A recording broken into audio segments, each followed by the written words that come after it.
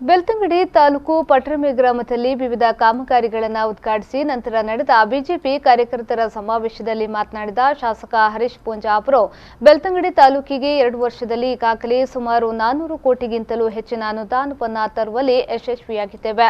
ರಾಜ್ಯದಲ್ಲಿ ಅತಿ ಹೆಚ್ಚು ಅನುದಾನವನ್ನು ತಂದ ತಾಲೂಕು ಬೆಳ್ತಂಗಡಿಯಾಗಿದೆ. ಕೇಂದ್ರ ಹಾಗೂ ರಾಜ್ಯ ಸರ್ಕಾರದಿಂದ ರೈತರಿಗೆ ಹಾಗೂ ಬಡವರ್ಗದವರಿಗೆ ವಿವಿಧ ಸವಲತ್ತುಗಳನ್ನು ಘೋಷಣೆ ಮಾಡಿದ್ದಾರೆ.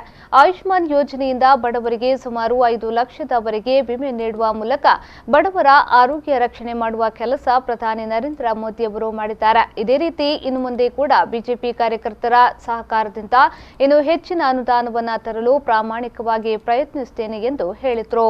ಭಾರತ ನಡುಪನಂಚಿನ ಬಂಧುಲೆಯಲ್ಲೇ ದದಾಲ ಅನಾರೋಗ್ಯ ಅಂಡ ಅಕ್ಲೆಗೆ ದುಡ್ಡಿಜ್ಜಿ ಬಂದ ಅಕಲ್ನ ಆರೋಗ್ಯದ ರಕ್ಷಣೆಯನ್ನು ಮಲ್ಪನೆ ಏರನ್ನು ಬಂದ ಚಿಂತನೆಗೋಸ್ಕರ ಆಯುಷ್ಮಾನ್ ಯೋಜನೆಯನ್ನು ಜಾರಿಗೆ ಕರೆತದೆ.